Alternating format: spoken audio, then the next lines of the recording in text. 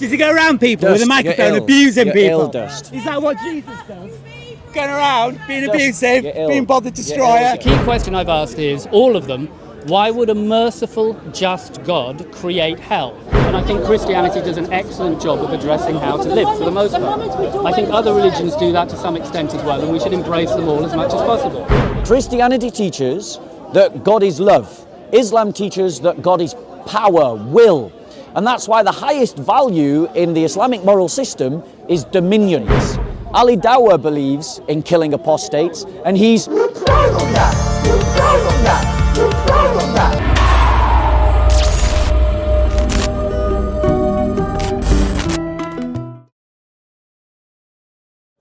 got the Christian spirit might feel that. Can you buy at least into that, even though you don't agree with the opinion? It's not a crazy idea to question the notion of a merciful God who's omnipotent and omnipresent. Damn it! oh really? Yeah. So Just get him on it, because we won't get to do this again. in interest to your point. So firstly, we've got to understand why Christians believe in hell. We believe in hell because the apostles and the prophets teach hell. And so for a Christian, there can be no debate or discussion about whether hell exists. And for a Christian, there can be no compromise on whether heaven or hell exists. The question really I would put back to you is whether you truly believe in the prophets and the apostles. Because if they teach that heaven and hell exists, then the discussion can't even begin. Now, whether we can say that heaven and hell is just, well, obviously I as a Christian believe that hell is just. Okay, what I asked you was, can you empathise with No. someone you can't? I mean, I can understand your That's what reasons, I meant. but I That's all I don't meant. agree in Okay, I'm not asking slightly. Obviously, we don't agree, but Yeah. you can understand. I'm not coming to you with it seems to me compatible with the Sermon on the Mount and stuff, which I take to be core Christian Incompatible. teaching. No, compatible. Incompatible. The idea of love thy neighbour as thyself, love thy enemy, the golden rule, etc. That everything particularly in Christianity seems to speak to a loving, merciful, just God. And the notion of a God who is omnipotent and omniscient, who understands the consequences of his creation before he even creates it, and will punish people disproportionately.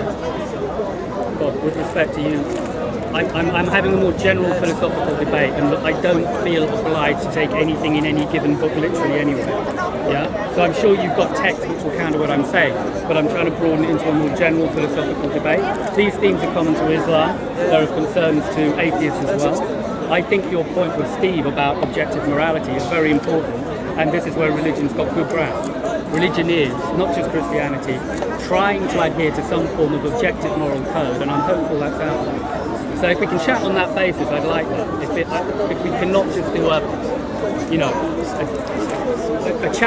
talk to camera where you talk from the Bible, because then it's a one-way discussion. So in terms of, you appealed to, and quite tactically so, but then you appealed to the Sermon on the Mount. But then when I pulled out my Bible, suddenly you didn't want the Bible to be read.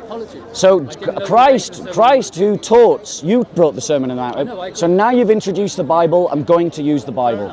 So Christ himself says that the lake of burning, says, fear not man who can destroy the body, but fear God, whom having destroyed the body can also destroy the soul. Christ talks about that the flames of hell, the lake of sulfur and fire, these are Christ's own words, the lake of burning sulfur and fire that consumes, that licks. I'm sure those words are continuously. I'm glad that I haven't found the passage just yet.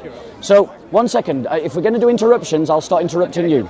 So what we've got is that you appeal to the Sermon of the Mount and said, right, I'm going to start interrupting you from now on. So you appealed to the Sermon of the Mount, and the Sermon of the Mount was given by the same teacher who talks about hell. So it isn't that Christ or that the biblical teaching is in conflict. It is that you're biblically ignorant about the one who gives the Sermon on the Mount. Because the one who gives the Sermon on the Mount taught and believed in hell, which means that Christians must teach and believe in hell. So before you try to misquote the Bible any further, you must understand that we Christians take everything that the Bible says, and we don't pick and choose the bits that we want to use and then ignore the rest. I consider myself a Christian of sorts. Okay? Christian of sorts don't exist. Okay, according to you, they don't. According to me, I happen to feel that way. But maybe I'm... On what authority? I do it on the authority of my own judgment and my own soul. Okay? I happen to think that, for example, you and Kay, who's with Socko Films, I believe you disagree on evolution. I think Kay doesn't believe in evolution, Darwinian. I believe that you have the good sense to believe in Darwinian evolution, yes? Now, you would both self-proclaim you were Christians. I don't think either of you are lying. I think both of you consider yourself Christians, and to a fair extent you are. But nonetheless, there's a disparity on a core principle, and that's not the end of the discussion. So you and I will also have disparities on core issues. It doesn't mean I can't see myself as having some sympathy. Except that evolution is not a core issue. Well, I think it's fairly pivotal in No, I'm sorry, but once again, you demonstrate your ignorance of the Christian faith. You don't have to do that. You're demonstrating your ignorance of the Christian faith, because the Christian faith has defined its core issues down through the centuries at the councils. And the core issues of our faith are defined by the Nicene-Constantinopolitan Creed, and those that do not adhere to that creed are outside of the faith. So let me ask you this question. Do you believe in the Trinity? Sorry, we've shifted tack. Because you are claiming to be a Christian. I'm interested in... You say you're a Christian of sorts. You're going to move me into the branches. I'm interested I promise, in once you affirm or deny your belief in the Nicene-Constantinopolitan Creed. No, I don't take a council of people who discussed a book several hundred years ago to be definitively the truth beyond any question. No. So you don't believe in the Trinity? No, I didn't say that. Do you believe in the Trinity? I think the Trinity as a metaphor works pretty well. Trinity as a metaphor, not as a reality. I think it's a maybe, but more likely as a maybe. So you're not a Christian, bro? According to you. According to the church. Silly delusional me. You're not a Christian. You're not a Christian, bro. Couldn't possibly have any real empathy with Christianity. Holistic approach is the right one. Okay? I want to do the core discussion. Okay, you can't emphasize with the idea of hell. I'm looking... Okay, at core it's this. I scan reality looking for self-consistency. Okay, it's a reasonable premise, yeah?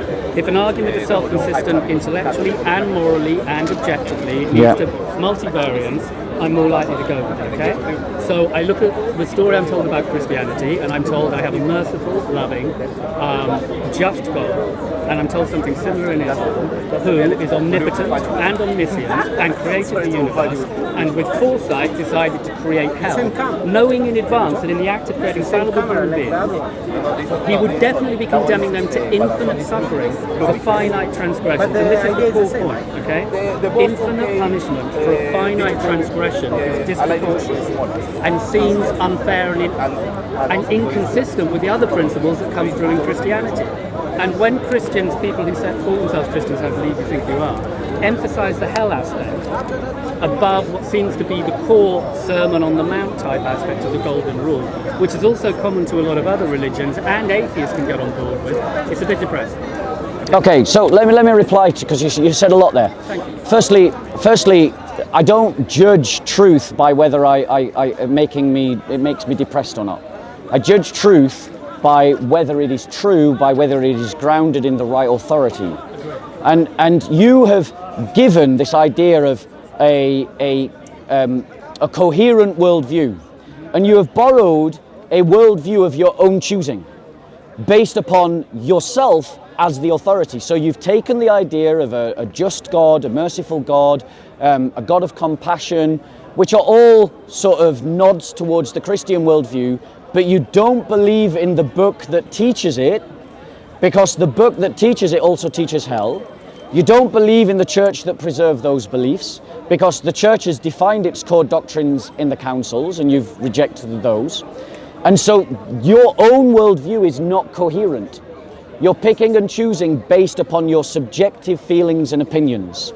Now, furthermore, you have assumed something that I disagree with, that hell is not just. And I would say that hell is just, because every punishment should fit the crime. And to insult the honor of God is to insult that value in the cosmos that is of the infinite worth and value. The honor of God is beyond reproach. It is second to nothing. Such is the honor of God that he gives a commandment that you should not take his name in vain. If you cannot even take the name of God in vain, what more against all of his qualities, all of his mercy, all of his compassion? And so when he offers mercy freely through Christ, who you do not accept his teaching, because Christ teaches hell and you don't believe in hell, do you believe that hell is real?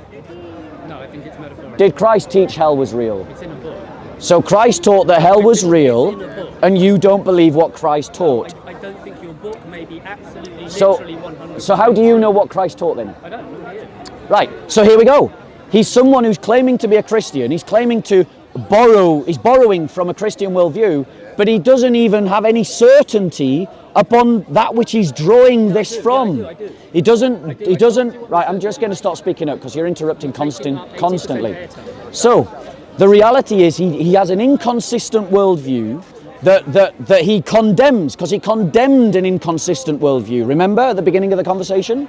Because he said, I'm looking for a coherent worldview, but his own worldview is inconsistent. Because he says, I'm a Christian, but he doesn't believe in the book. He's not sure about it. He doesn't believe in the church councils, because he doesn't believe in those. And so what we're really getting to is that this brother, you're picking and choosing what you want from based upon your own feelings, not based upon any authority other than yourself.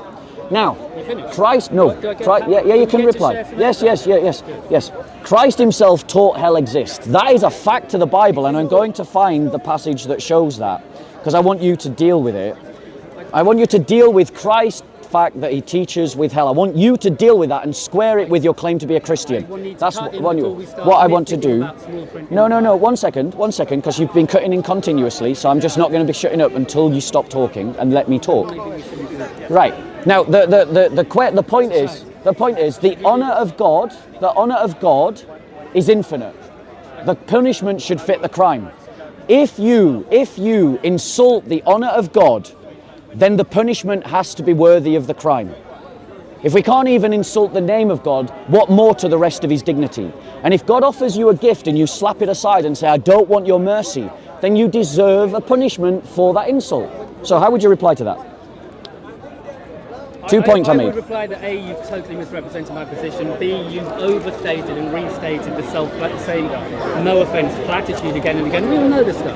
This is all taken as read. I'm trying to get to the roots of the thing, okay? Now, I have a lot of sympathy with your position. The root of the thing is Jesus. Okay, your argument predicates on the fact that the literal truth is in that book. One thing that's very interesting to me is the Muslims will argue the same thing. And Christians don't interpret the Bible completely. But I said I would interrupt you from now on because you've been interrupting me continuously. The camera will show the amount of airtime we've had relative to each other, and then you can judge. And it will also show how many times you interrupted. Okay, but I'm interrupting on valid Would you like to do this points. timed? Why can't we just have a Shall we do this timed? Time might be good. Let's do this timed. Can we get a timer? Okay. Time or just pointing? Just timer. I agree, but he has interrupted continuously, and you're my witness. Has he not been interrupting me? Thank you very much. So you can't complain if you're interrupted. So now let's do it timed. Let's do it timed. Okay, we're going to do No, that would. Who's opening? That would. Who's opening? Who's timing it? Sorry. How long do you want? I don't know. What's good? 3 minutes? 3 minutes each. 3 minutes. So 3 minutes for you. 3 minutes. All right. Been prepared for a time debate. I'm trying to have a constructive debate with Muslims. I've done Ali Dawah on this point. I've done Kay. Bro, you control the mic. Katu. Hold the mic, sir, so you can hold the mic, sir. Oh, thank you.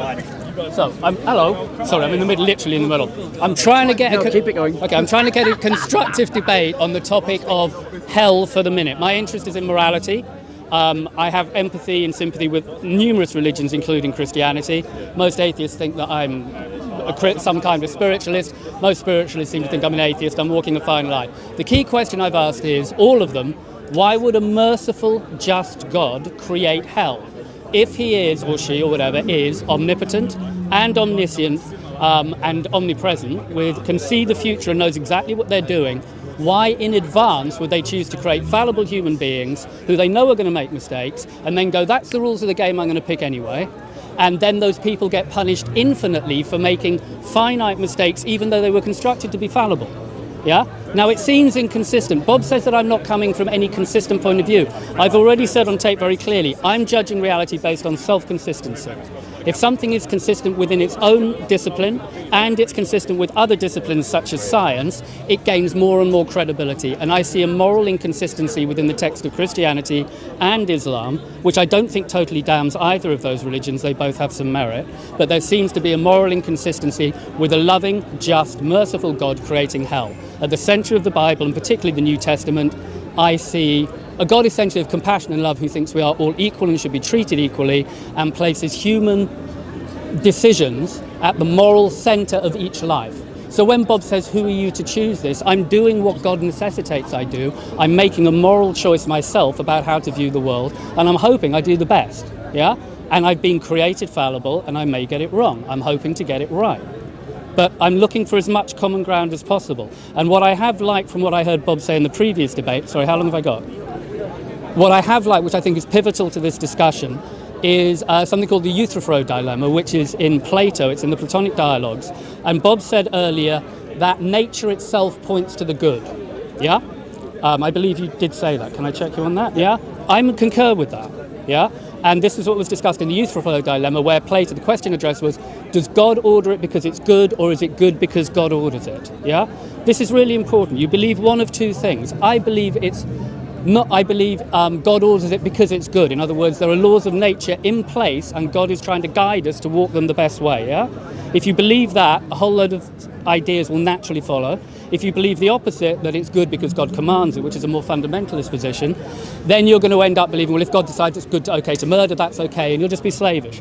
So it's a rock and a hard place which one you accept, but you've got to accept one or the other. And I'm hoping we combine and agree that it's good. God says it because it's good. Time. Thank you very much.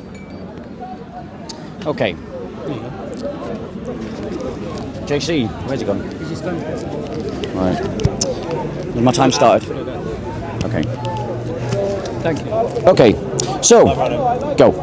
So, my first objection, my very first objection, is to the incoherence of the questioner's worldview. Because if you start with a premise that for a worldview to be believable, it has to be coherent, it's incumbent upon you to have a coherent worldview. To claim that you're a Christian, but not actually follow the Jesus of the New Testament, means simply that your worldview is incoherent. Now, we have the brother on camera. He's not going to deny it.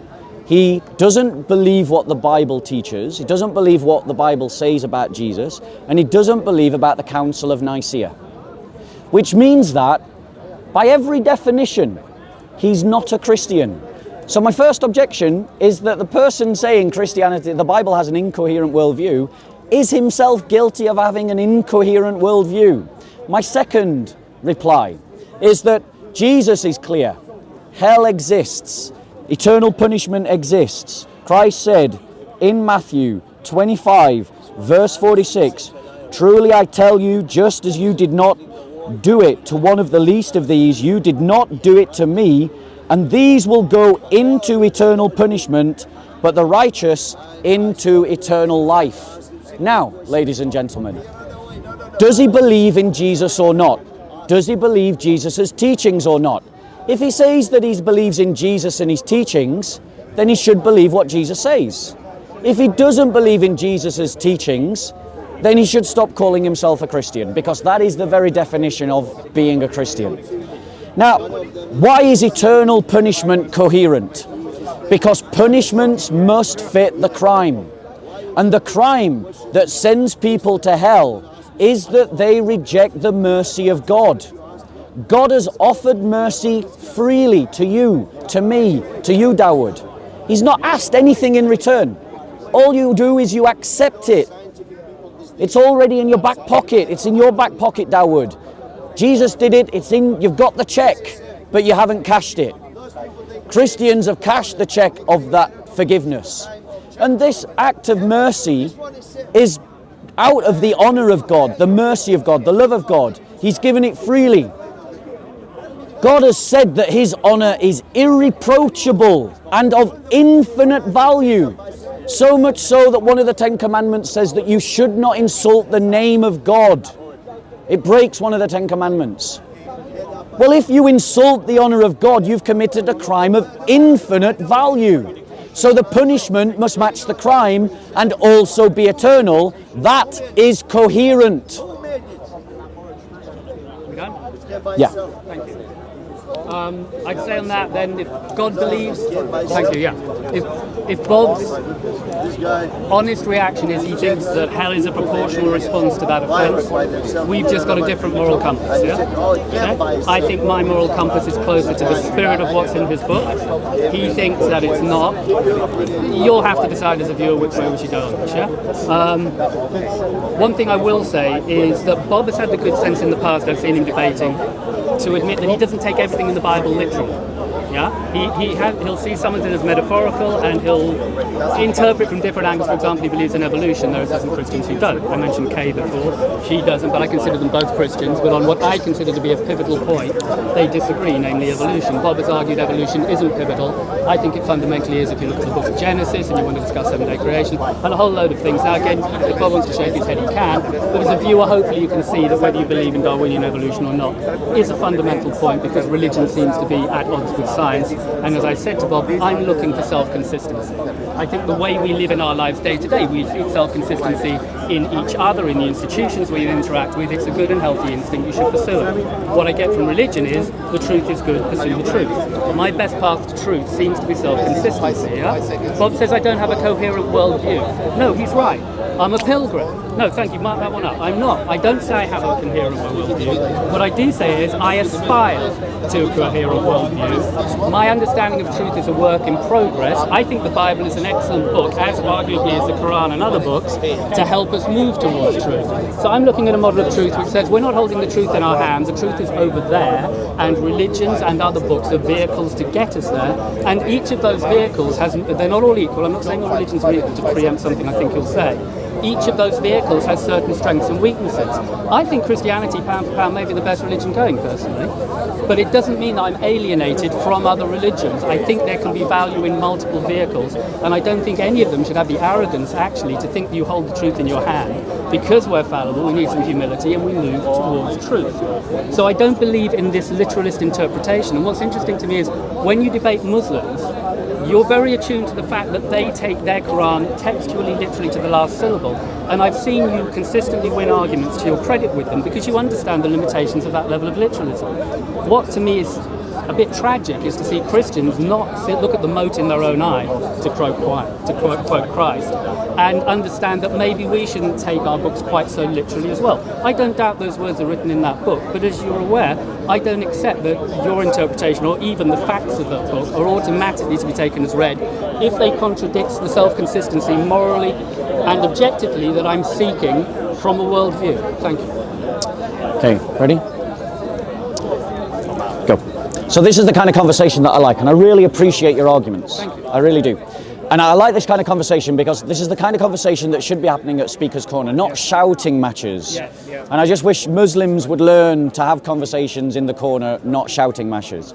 So in terms of what this brother said, he's admitted something, and I applaud your honesty, integrity. He doesn't have a consistent worldview. Well, when you have a consistent worldview, come back and make a criticism then. Because in 5 years' time, you might find you're agreeing with me completely. The point of the matter is that right at this second, your own position is fluid. Your own position is changeable. Your own position is something that you yourself will admit you might not hold in 10 years' time. And so your critique of the Christian worldview can be dismissed from the point of view that it is itself inconsistent and incongruent to a well-formed critique. Now, he's reduced the Bible to the spirit of what it means. Well, the reality is that who's deciding that? Himself, based on his own opinion. That's not how Christianity works. Christianity is not a democracy. Christianity is built upon revelation. And Christ himself states that if your foot causes you to stumble, cut it off. It is better for you to enter life lame than to have 2 feet and to be thrown into hell. And if your eye causes you to stumble, tear it out. It is better for you to enter the kingdom of God with you 1 eye than have 2 eyes and to be thrown into hell. where the worm never dies and the fire is never quenched. Now, ladies and gentlemen, I want to be clear. I chose that verse precisely because I don't take it literally. Jesus does not literally tell you to cut off your hands and your feet. He doesn't literally tell you to rip out your eyes. And when it talks about hell, this concept of hell, I have a minority view within the Christian worldview. I believe that the fires of hell are eternal. I believe that the demons, the beast and the dragon will burn eternally in hell. But I believe that the souls of sinners will be burned up in hell and cease to exist. Now, how is that reconciled to the idea of an eternal punishment of the verse that I quoted earlier? Because once you cease to exist, you can no longer benefit or profit. And the reason why you cease to exist is because you have been burnt up in hell. Your punishment is eternal. There's no coming back from it. Now, the scriptures talk about being destroyed, that God, that Christ can destroy the soul. So hell, I believe, is consistent. The soul, I do not believe, burns in hell eternally. Oh, hang on, that's important. Sorry, I didn't understand. So, If you want more time on that point, do you want me to clarify? How How long do you want to give me? Give me 10 seconds, 20 seconds to clarify my question. We can go back to Okay. you. My core objection was that infinite punishment for a finite transgression seemed not just or merciful, it's therefore incompatible. If you don't believe in infinite hell, I've got to rethink my position with regard to the discussion. So, sorry, what's your position? Do you believe you suffer in hell infinitely or not? Okay, so I want to be clear. No. My position is a minority view amongst Christians. Most Christians do not hold my position. And the fact that they hold a different position, i.e. eternal, infinite punishment, I accept as a Christian as being not only the majority view, not only the traditional view, but also the view that is classical. But I as a Christian have been convinced, and I am open to correction on this, that the Bible teaches that if a sinner, let's imagine you, just as a hypothetical statement, let's imagine that you reject God's grace and you go to hell a sinner. Yeah, you beat me to it. Yeah, by God willing, that won't happen. But if you go to hell, I believe that hell will burn up your soul and you will cease to exist. Okay. So that's what makes it infinite, what makes it eternal, is that the consequence of your soul not existing is eternal. So it is an eternal event. That's an important distinction. But you have reached that point of non-existence because you were burnt up in hell. Right. That's my position. Thank you. In response, can I quickly respond to that and then yeah, give me 3 minutes. In response to that, good. I misunderstood Bob's position. It's less draconian than I thought. Infinite torture is worse than simple non-existence, yeah? And I think the idea of non-existence seems a bit more cogent and a bit more in tune. Still doesn't go quite far enough, but actually it might break the back of my objection, and I'd have to think about that more deeply, yeah? Okay. Okay. So sorry, yeah, go on. So Yeah. look at the other things that you mentioned. But when you were on the bandwagon for hell for a minute, I personally would be offended if my friend Daoud, who is standing here, who happens to be on Ali Darwar's team, who Bob has debated before, and who I know to be a guy of excellent character, superbly well read, honest, humble, better guy than me, I would say. Seriously. The idea that a God would condemn him to hell simply because in the pub quiz of which religion to pick he made the wrong intellectual choice. If that's the nature of God, I think I'll reject that God anyway. All right? Be he God or not, because that's just bad behaviour as far as I'm concerned. You said that my behaviour is fluid, and I'd say that's what it is to be a pilgrim. I think not knowing is part of the deal, yeah? And I've seen that criticism be made of science. I've seen you talk about science before with Mohammed Hijab, and you both say, yes, science changes, and I think that's a bit disingenuous, because yes, science changes, but what science does in its methodology is improve, I would argue. It's fluid, yeah? It's fluid, and you'd take that as a criticism, but a mode of thinking which says, I'm going to be fluid and I'm going to try and move towards truth, it means you improve. And the history of science shows a methodology which has taken 2 steps forward and 1 step back maybe, but has broadly improved by being fluid. So what's important to me again is not that I'm holding the truth in my hand, because I don't think I ever will. I think if there's a God, he's ultimately mystical and beyond my understanding. What's important is that I'm heading in the right direction. Morality is like a compass, yeah? You want to head due north towards the light. So in the foundation, I suppose I'll go a bit deeper here, I have to... in the foundation of both of these religions is the idea of binary choices. It's either right or wrong, good or bad. And I think if you shift onto a spectrum which is instead Mormonistic, which goes, the truth is this way, north is this way, now how far off course are you? Just because you're heading northwest doesn't mean you're wrong. You're still doing better than if you're heading northwest or east or something, yeah? So it's relative. You want to aspire to, like, it's like trying to draw a perfect circle. You'll never draw a perfect circle, but your aspiration to do so is what's correct. And that's the guide, and I'll never hold the absolute truth. So to condemn me for being fluid, I have to make choices. That's the moral dilemma of being a human being. I'm trying to make the best ones I can. I'm looking for self-consistency, and I do believe in a God of love and mercy and justice. So I'm hoping that maybe you've interpreted your book overly draconianly, although I like what you last said about hell. That feels like moving towards common ground. Okay, ready when you are. So the point that I would want to make to you is that Christ himself said, I am the way, the truth, and the life. No one cometh to the Father except through me. Christ himself said, he asked his disciples and he said, whom do you say that I am? And Peter replied, you are the Christ, the Son of the living God. And Christ said that flesh and blood has not revealed this to you, but my Father who is in heaven. So if you want, I'm telling you, pilgrim, that if you want to be grounded on the truth, if you want to head true north, you've got to head to Jesus. And without heading to Jesus, you're going to be off, because he's your North Star. He's your guiding light. He is the light of the world. He is the one who brings the bread of life down from heaven. He is that bread of life. Those that feed on him have eternal life. That is where you've got to ground yourself. You've got to walk in Jesus' way. I'm not calling you to join a particular church. I'm calling you to be a disciple of Jesus Christ and to take him seriously.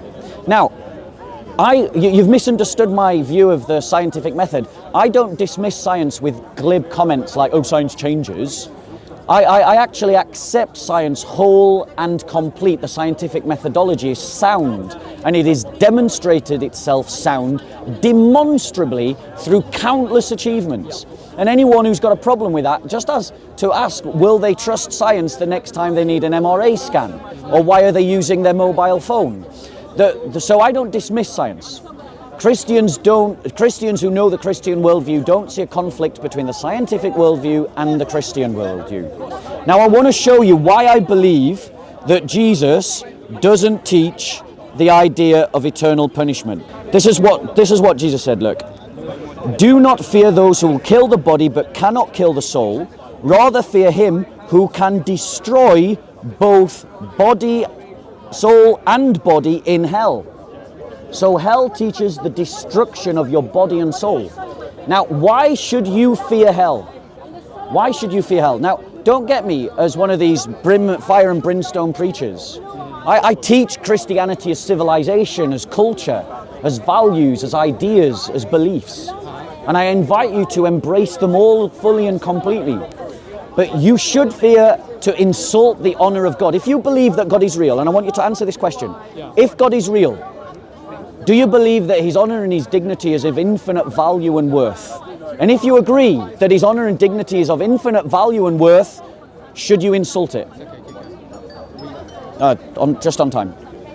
I don't envisage the God of the Bible and other religions as being as personified as I think you do. I think when Moses went up onto the top of Mount Sinai and God said, I can't show you my full form, I think I can only show my back leg or something, roughly, yeah? Confirm I'm right on that, he did, didn't he? He'll show you my back parts. Show you my back parts, thank you. I think there's a lot in that. I think that ultimately our relationship to God is ultimately mystical, simply beyond our comprehension, yeah? So I don't believe in a literally personified God, because whatever personified conception you have of God will be too limiting. God will be bigger than whatever I'm going to conceive. So I'm mystical and maybe a bit Buddhist in that sense. I think the Buddhists are quite on board with that, quite sensibly. So no, I don't accept that. I don't believe that God's honestly going to get insulted by how I handle his name. I think he can more than handle whatever God may be. I'm giving a wider berth to the concept of God, which may include exactly your view. It might be the right one. I'm not saying you're wrong. But it could be that there's a broader church, pardon me, of opinions in there. But to revert back to what you just said about me accepting Jesus, it's the conception of our models. I see Jesus as the vehicle. God would be the light towards which we head. Christianity would be a vehicle. I applaud Christianity as being an excellent vehicle to get you in that direction.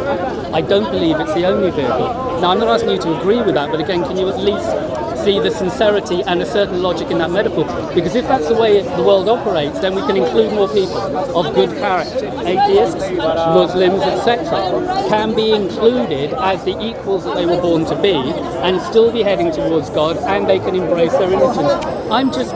I'm really tired of watching Muslims and Christians come down here each week and slag each other off. The Muslims constantly going on about the Trinity, which you consider it very important. I think it's small fry arguments in terms of, I'll go to the Sermon on the Mount and stick to core text. I'm sorry if that makes you feel that way. And equally, you taking issues with the literalism. I think there's problems with both literal interpretations of the text. But at heart, the 5 pillars of Islam have some merit, and I would be disingenuous to ignore that. I think it would be nice to see discussions happen where you could acknowledge the merit in certain other religions. And I think essentially it's about the way you live, living well. Religion gives... Sorry, I've kind of blown, I've only got 30 seconds left. I think the core question that all religions address is how should I live? For all people, for all time, and it always will be, yeah? It's the moral prescription as to how to live. And I think Christianity does an excellent job of addressing how to live, for the most part. I think other religions do that to some extent as well, and we should embrace them all as much as possible. If you live well, that's the journey as a pilgrim. If you don't happen to, in the pub quiz of life, have picked exactly the right religion, that's secondary, because the intellect is not a moral quality, yeah? It's how you live and the walk you walk, not the talk you talk. Time. That's a brilliant conversation. Thank you. Okay, so let's try and continue. Let's try and continue in the same spirit that has been established by the 3 minutes, 3 minutes. So allow me to make points, and then I allow you to reply. Has anyone got a watch? Do you want it timed? Could you time it 3 minutes? Will you be all right to just? Thank you. Yeah.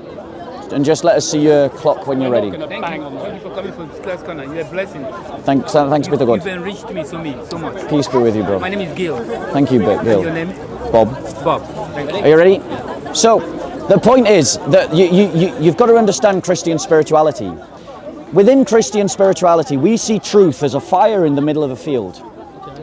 The closer you are to that fire, the more illuminated you are by that fire, the more warmed you are by that fire, the more brighter your face. I agree. Now, those that are, there are Christians who are very close to the fire. We call them saints. Yeah. We call them agios. We call them holy. We elevate them within our paradigm and say, these are examples to follow. Yeah. Saint Ignatius of Loyola, Saint John Chrysostom, Saint Hilda, and so on and so forth. But we believe that you can be so far away from the fire, on another field completely, let's call it Islam, that you can't even see the fire at all.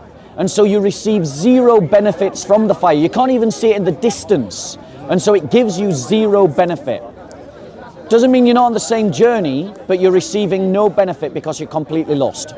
Now, the problem I would suggest to you is that your approach to spirituality is influenced by modern politics. It's not influenced by history or genuine study of the religions, or a genuine understanding of the religions, sorry, not genuine study, genuine understanding. Because Islam and Christianity, for instance, are radically different. Christianity teaches that all human beings are made in the image of God and therefore have innate, unalterable dignity. Islam has no such concept. No such concept. And Christ makes claims that He is the light of the world, He is the way, the truth and the life. No one goes to the Father but through Him. And that means that He's making unique claims about Himself and His importance that you have to wrestle with.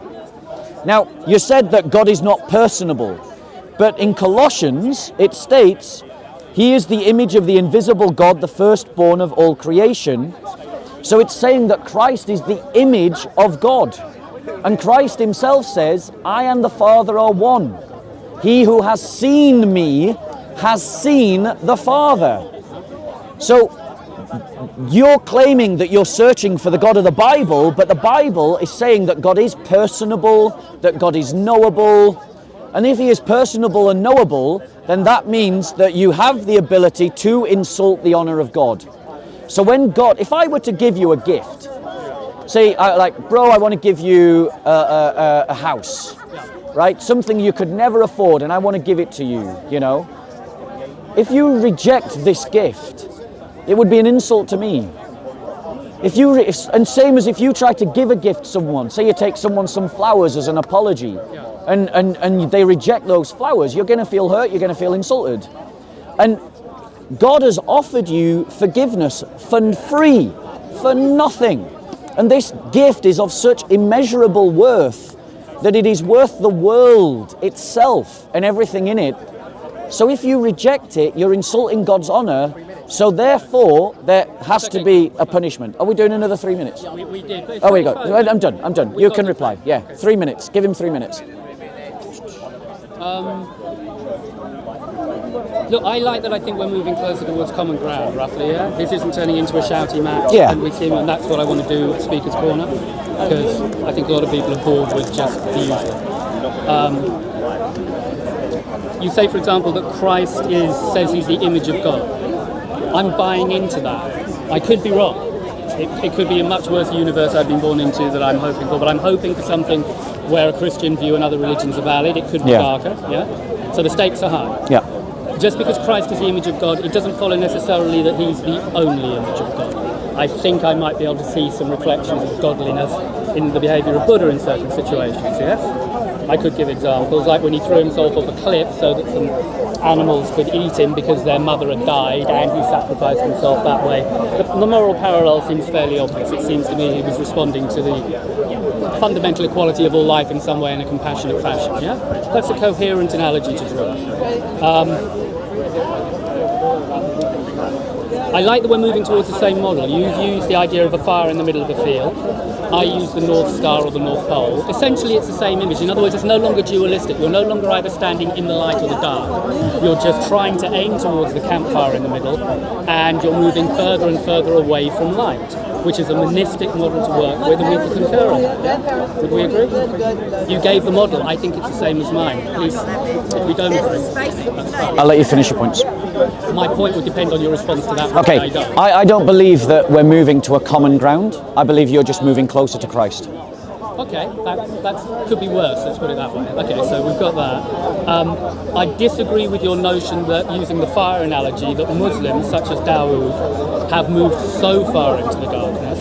And I've watched you discuss with Dawood. He's a good guy.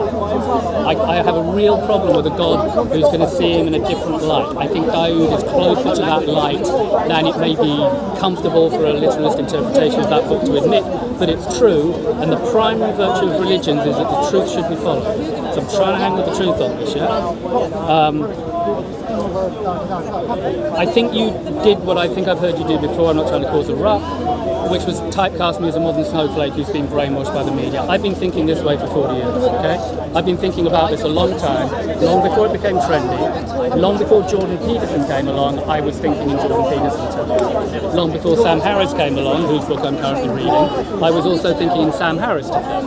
Now, what's interesting to me is that you, me, Jordan Peterson, Sam Harris, Muhammad Hijab, Ali Dua, we all have common ground in that we believe in, we aspire to fundamental human nature, a fundamental morality. We do. Time. Okay, ready? We went for... Can I just have 20 to clean up? Yeah, of course, yeah. Because it grounds up. We can spend a lot of time arguing differences, and that's constructive, but if we can spend 50% of our time as well discussing similarities, and I think it's true to say that we hold a common view, a non-postmodern view, which I dislike, and you dislike, of morality and truth being just in the eye of the beholder. We are searching for the objective truth and the objective morality that you were discussing with Steve, and I'm totally on board for that, as is Sam Harris, an atheist. So in that we share that common ground, let's just admit it, because we can cross-fertilise our views constructively. Yeah? Thank you. Okay, 3 minutes.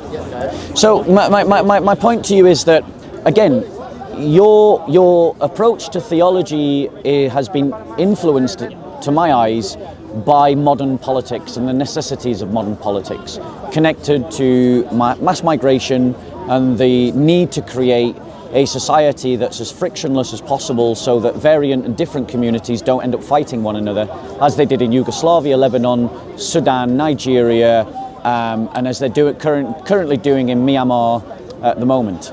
And so you're allowing that politics to influence your search for the truth. Christ said, the Christ that I'm calling you to follow, Christ said that I have come so that two might turn against five, that son might turn against father, that daughter might turn against mother. For anyone who chooses even their own family more than me is not worthy of me. Such is the high position that Christ gives himself in his own teaching. The exercise of spirituality is not just the exercise of finding moral common ground. And the reality is that when you, because I've got a degree in religious studies, so I know Islam better than a lot of Muslims. Not all Muslims, but a lot of Muslims. And Christianity and Islam have fundamentally different approaches to humanity itself. Christianity believes and teaches in the equal dignity of all human beings. Islam believes in the degradation of that dignity, so that there are different people with different levels of dignity. Now you keep appealing to Dawood's goodness. Dawood believes in killing apostates, people who choose to leave Islam. Yes, he does. So then Dawood needs to have a conversation with Ali Dawah, because apparently this witness is saying that he disagrees with, yeah, exactly. So no, don't interrupt. So I believe, and you'll have to prove me wrong, that Dawood believes in killing apostates. Ali Dawah believes in killing apostates, and he's... You tried on that! You tried on that! You tried on that! It just backfired on you! You tried on that! You tried on that! Are you listening? So Christianity and Islam don't teach the same thing. Human beings, one second. Bro, stop interrupting. Yeah, in terms of, pause my time. I'm not trying to interrupt your time. Just if you said, let's ask him. Dawood! Sorry. Right, I'm not pausing. Okay, carry on. So in terms of the religions, human beings, I believe as a Christian, are all equal in dignity, regardless of their ethnicity, their background, their religion. And I believe that because I believe in the amatio Deo, the image of God that all human beings are made in. Islam doesn't have that belief. Islam literally says in the Quran that a slave Muslim is better than a free Christian. So they don't believe in equal dignity, and they don't practice it in their law either. So I'll just get a few more seconds because he interrupted. And so to claim that all religions are pointing in the same direction, I would suggest to you, demonstrates that you don't know the religions enough to recognize that Christianity is pointing in one direction and Islam is pointing in a different direction. And it's not just their moral aspects that are different, which they fundamentally are, but it is their entirety of their worldview. And nothing brings this out more clearly than what they say about Jesus Christ, who is the North Star, the light of the world, the bread from heaven that gives eternal life that I'm calling you to. Okay, 3 minutes. Thank you. You listed differences. I said before, I think if you spent 50% of the time discussing the obvious differences and 50% commonalities, it would be more constructive. Particularly after years of this at Speaker's Corner, even you must be a bit bored, yeah? I mean, this conversation is more constructive, I think. And maybe it's a bit of an improvement. It's a break from the usual, at least, I hope. Because you're not heckling and shouting. I'm not heckling and shouting. I'm trying to gain some ground, common ground, if possible, yeah? The differences are obvious. And my metaphor about cars travelling towards the truth was, I think I've misrepresented it or maybe misunderstood it. I'm saying all the cars are heading towards the truth, but their ability to undertake the journey is variable, yeah? Some got better brakes, some got better engine steering. Now, therefore, when I look at the vehicles, I'll look at Christianity and I think it has the edge over Islam for many of the reasons that you stated, but I don't think it means the vehicle of Islam has no merit. If it can make that journey despite the problems of literalism I think it has, and other problems, then good for it. In other words, I think you could be a Muslim and complete the journey still, but it's probably going to be a bit more problematic. Yeah. With regard to, I'd love to check out who's behind us, but he's suddenly got a fan base. So, with regard to what Dawood believed, you mentioned that he would believe in apostasy. Killing apostates. Killing apostasy. Killing Reading apostates. Sam Harris's book, he quotes that 36% of British Muslims believe that apostates should be killed.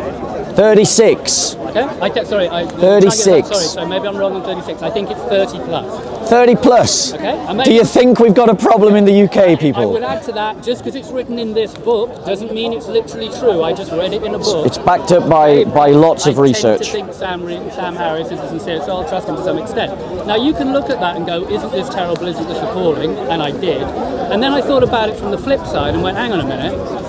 That also means that over 60% of Muslims in this country don't believe yes, absolutely. in the literal interpretation of the Quran. Correct. Now, to me, that's very hopeful when the hadiths, actually. Okay, in the hadith or the Quran, right. Now, to me, that's very hopeful.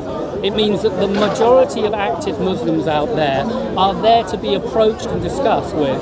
And I think the technique of the, what I'll call more fundamentalist Christians, certainly here, to simply concentrate on the apparent deficits in Islam will further alienate the very people who could otherwise be courted in, and it's not so constructive, and it will be more Christian to at least share some time looking at the good stuff as well. How are we doing? 2:38. So yeah, I mean, if you give me a tiny bit longer, I'd say when I look at the differences between Christianity and Islam, I think Christianity is a bit more monistic. I think the idea that God is inherent instead of outside his creation makes far more sense. I take your point that I think, I may be wrong, Muslims see a stratified human nature, whereas Christians see equality, but I might be misrepresenting them, and I favour the equality view. There are other areas where I'd say Islam may have a slight edge, like its idea on ensoulment. I think intuitively they were more on point, that maybe a human being isn't sacrosanct the second the sperm hits the egg. Maybe it's a bit further down the timeline. I think they may be on point with that. And I think their eternal attack on the lack of moral logic of the original sin, I think it makes sense, but original sin is a complex one, because I think original sin is a profound and important concept. How many more? Which I've nearly done, which both they've misunderstood, and I think a lot of Christians have, but I'm going out on a limb. Okay, I'm done. so let me reply. Ready? So you reduce religion and the practice of religion simply to a human thing. Your idea is that Christianity, Islam, and all the different religions, they're all cars that can get us to the destination we need to go, but some are better than others at doing that, which means that you reduce religion simply to a construct of man. That is something that would unite the Muslims and the Christians in rejecting you and rejecting your opinion, because both Muslims and Christians believe that the faith that they have received is a revelation from God. And that means that you, and here's my fundamental critique of your entire position, is that it is only your opinion.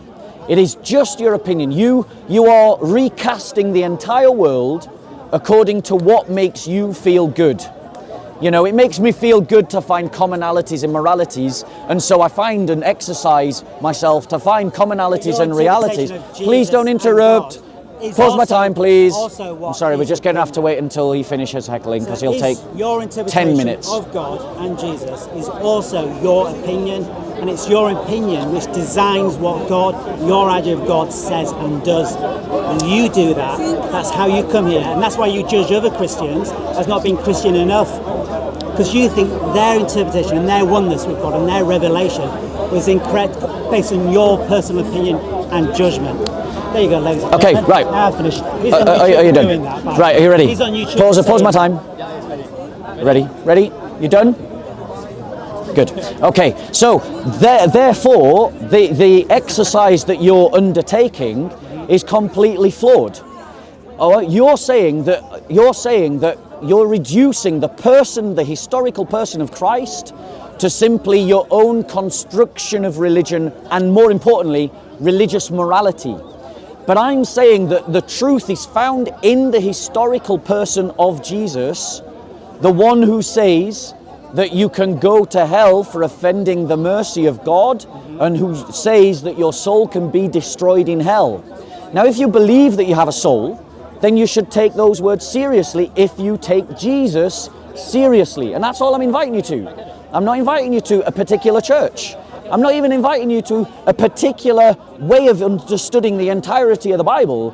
I'm inviting you to take the historical person of Jesus seriously and his teaching seriously, and that means more than the Sermon on the Mount. It includes the Sermon on the Mount, but it's more than the Sermon on the Mount. Take everything that he says seriously, including those things that he says about himself.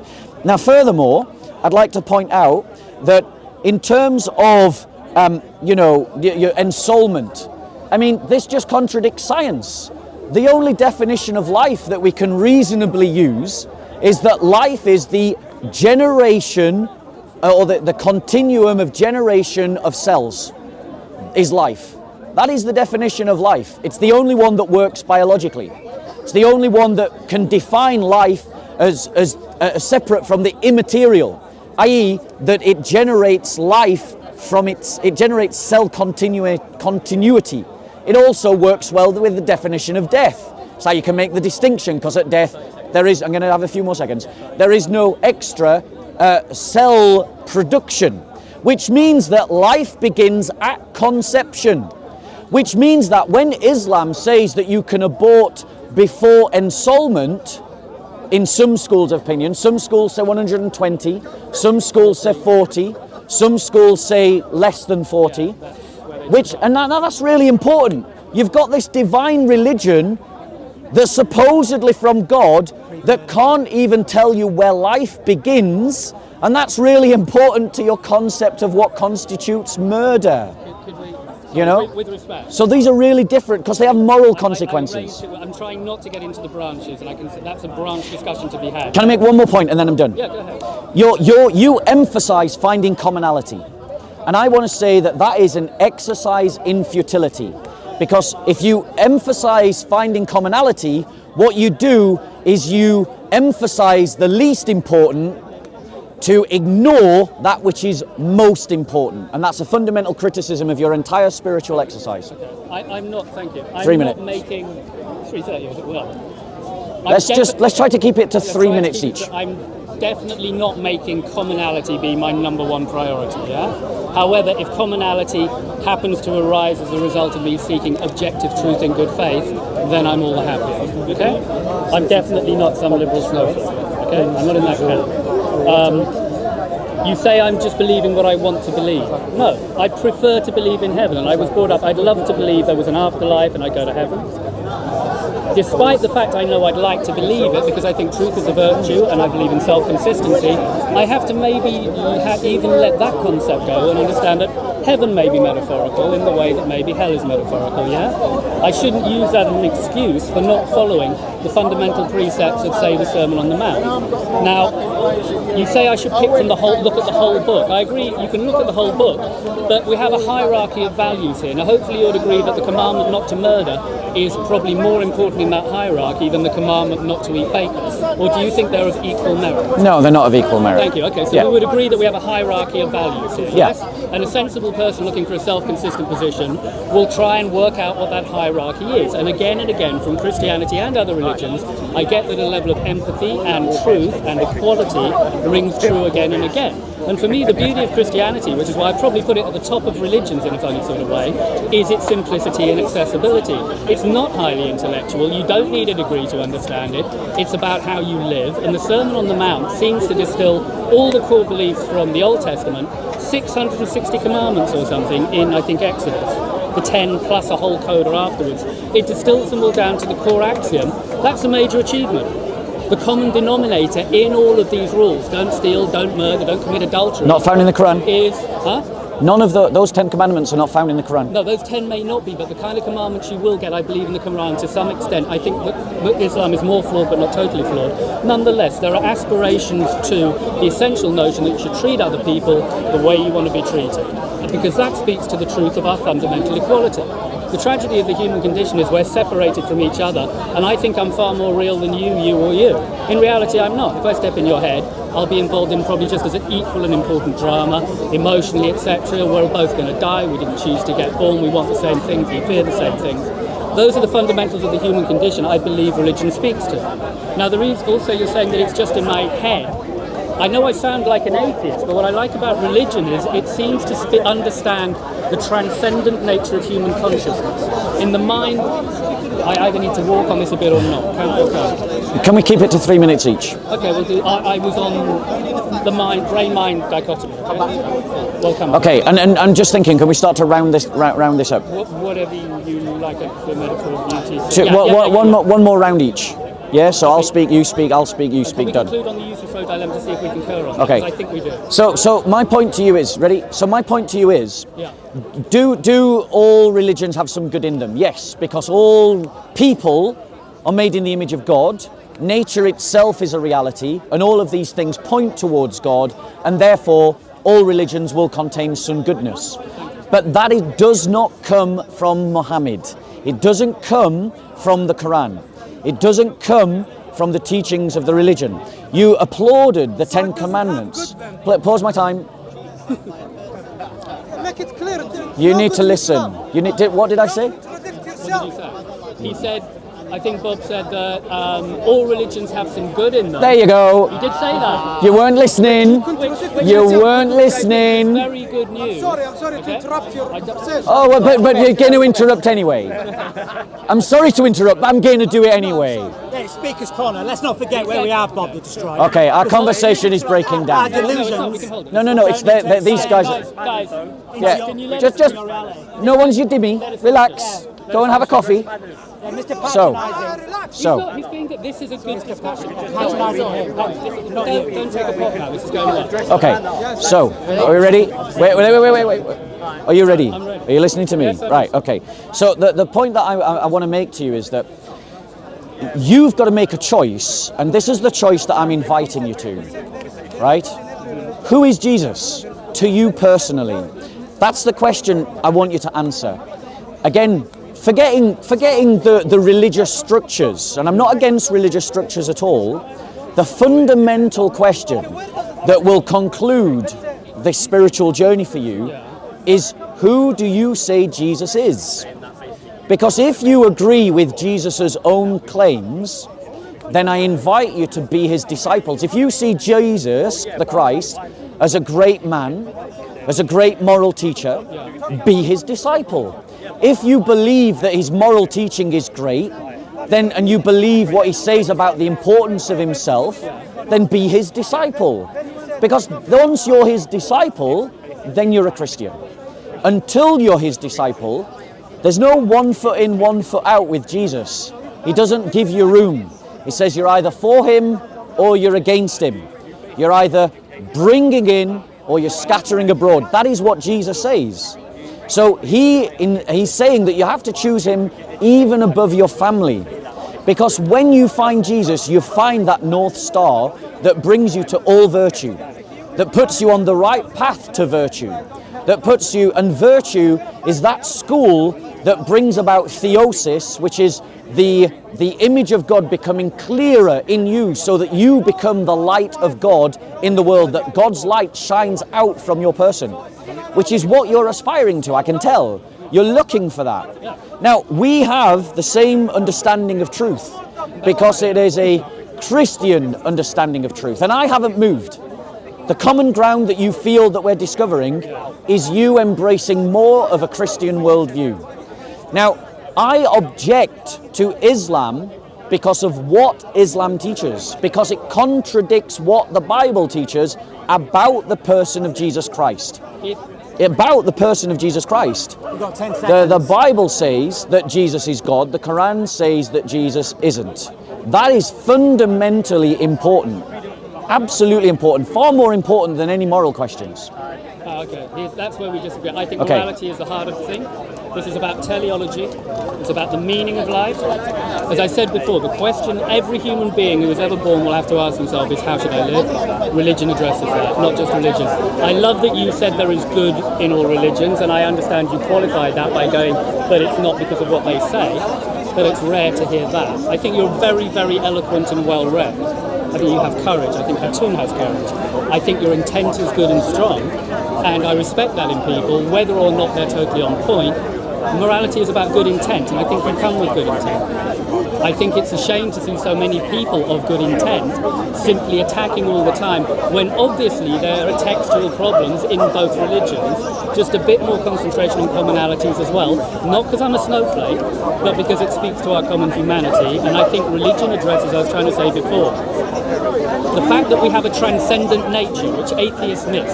Consciousness itself is miraculous. They're never going to understand what it is. It may be caused by the brain and neurology, but if neurology causes it, it means it isn't it. If you cause a thing, you're not that thing, yes? Which means consciousness has no mass and no energy, and yet it seems to definitely exist. It's the one thing I know for certain, and it's caused by something, therefore it isn't the thing that causes it. That opens up a whole arena where I wouldn't claim, as you would like me to go, I'm certain and I know. I'm very fluid on that question, but I recognise it as a core and important question that I think is in the DNA of religion and not atheism. Also in the DNA of religion is understanding that we're lumbered with a transcendent position here, which is paradoxical. We're programmed to live, but we're going to die. That makes it more complex. The kind of moral answers that we need in our lives have to understand the paradoxical and transcendent nature of the human condition. You won't just get that from an atheist platform. So there's more common ground to be had here, which is good. It's a win-win for everybody. If you want to close now, and I don't because I'm really enjoying it, but if you do, you do. I'm hoping we at least agree on the Euthyphro dilemma. It seems we do, which is that God commands it because it's good, not it's good because God commands it. We're on the same platform there, yeah? I'm happy to cut short if you want to answer. I may have had one more point. You asked what I thought about if you do the Euthyphro dilemma. You asked what I see in Christ. I see in Christ an exemplary moral paradigm, maybe the best. Yeah. So all credit there, and I think an exemplary moral paradigm because he understands the transcendent and conflicted paradoxes of the human condition, and he walks the walk. So all credit. Euthyphro, if we could, yeah. Okay. Blow it. It's just a wasp. It won't kill you. Yeah, but it'll sting, and that's irritating and hurts. If you blow them, if you waft your hand, they get angry. If you just blow them, they just think it's wind and they go away. And also they get aroused. Yeah. So, Okay. win-win. So, in terms of, are we ready? Okay. So you have. I want to start where you finished. Jesus is the perfect moral paradigm. Well, be his disciple then. That's what I'm inviting you to. Yeah, I mean, I'm not calling you to anything against what you've already concluded. I'm just asking you to take Jesus as seriously as you already have in terms of his moral teaching. Well, take what he says about him seriously. Take what the Bible says about him seriously, that he is the image of the invisible God. Right, then be his disciple. But I'm saying to you that and if you take him seriously, then he will teach you the Trinity. He will teach you that he has founded a new covenant community, the Catholic Church. He will teach you the importance of the sacraments. He will teach you the uniqueness of his own person. If you're a disciple of Jesus, take all of what he said as seriously as his moral teaching and his moral example. Now, you've asked me, and I'm going to give you the courtesy of a full reply, about the dilemma. The Euthyphro dilemma. Yeah, the Euthyphro dilemma. God is good. The Bible says that. So that means that what he commands is good because of his nature. It isn't that there is some goodness outside of God that God is appealing to say, because it's good, now I command it. He commands directions. Your understanding that all religions are moving in the same direction is influenced by politics, not by good understanding of Christianity or Islam. Christianity teaches that God is love. Islam teaches that God is power, will. And that's why the highest value in the Islamic moral system is dominion, and the idea of the caliphate, and the idea of submission to the Sharia. In the Christian worldview, the highest value is that we express our nature through love, faith, and hope. Now, you already know that virtue is the thing, the path that leads us to God, theosis. I can see you already get that. What I'm saying to you is that the value that we ascribe to each of these virtues is dictated by the narrative that we have. So the narrative of Jesus orders the virtues correctly, so that some virtues are higher than others. Some virtues are more important than others. Chastity is important, but it's not as important as love. Hope is important, but it's not as important as love. Faith is important, but it's not as important as love. In Islam, in Islam they have the same mechanism, but at the top of the tree is submission is the highest virtue, which means above that is dominance, dominion, the dominion of Allah. These are very different gods, very different religions, very different value paradigms. They aren't going in the same direction. They don't take you to the same place. And my final word, and I'll give you the last word and then we're done. My final word is simply, I encourage you to take Jesus even more seriously than you do. That's it. That's all I'm asking you to do. You know, if you can commit to that, I don't think you would find it abhorrent. I don't think it would contradict your own soul. I don't think it would contradict your own conscience. So I'm only inviting you to do something that I think you're predisposed to do anyway. I'm just encouraging you to do it really, in seriousness. I get it. And that's my final word. Thank you. That was very eloquent. I don't want to ditch Dawood. He's a good guy. I'm not saying that he's not. No, I don't. He is. He just is. My attack is against Muhammad, not Dawood. There's more rejoicing in heaven over one soul, and there's one soul over there, and he's a good guy. Anyway. That comes to repentance. That verse that comes to repentance. Yeah. When it comes to, I don't see religion as a pub quiz. It's not intellectual. And that, I was going to say, is the beauty of Christianity to me, is that it's not intellectual and it's simplicity. I really value it in that sense. I think it's something anybody can embrace. It's a common man religion. It doesn't get lost in the intellectual headspace, which is why I don't want to get too involved in even the Trinity or transubstantiation and the small print. If you get the core message and you respect the guy's journey and you see it in his life, then you've got the central bit, and don't spend too much time on the branches, I think. I take your point about problematic elements in Islam and that they overstate power. But I sense also in their religion, if I'm being charitable, that underneath that veneer and that hard, the outer shell of it, there are more kind of Christian principles coming through. They also speak of love and justice. But I'd like to close by saying thank you very much for the conversation. I think it's been constructive. I like your solution to the Euthyphro dilemma. I think we'd agree that God says it because it's good, because he is inherently good.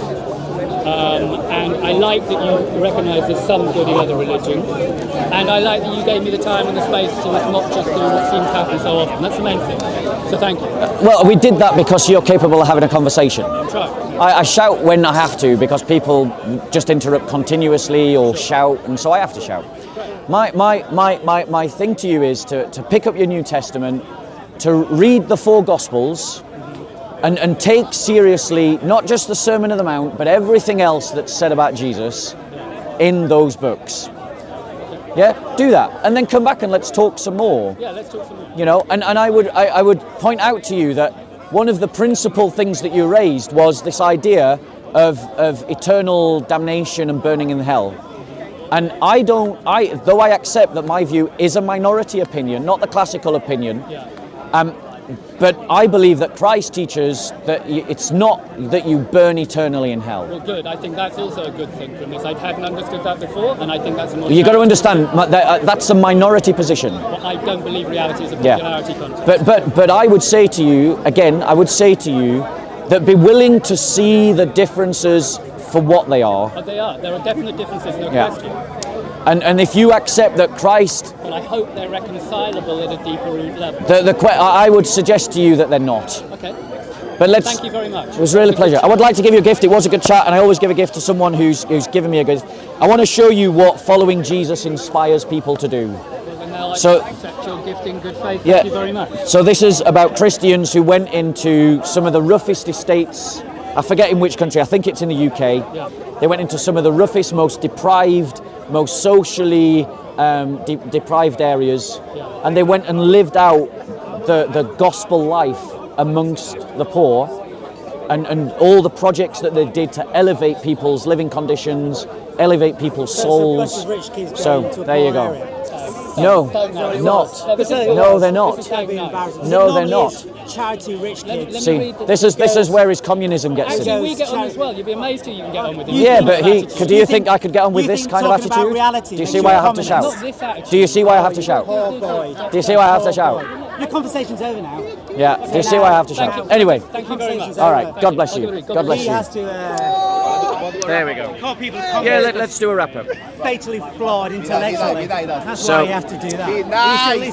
Dusty's demonstrating why you shouldn't be an atheist or a communist. I'm not an atheist or a communist. So- this poor Bob Destroyer So- cannot understand some basic What concepts. are you? What are you, Dust? Concept. All right, good. He's actually asking a fucking question, ladies and gentlemen. What are you, Dust? What are you, Dust? First one.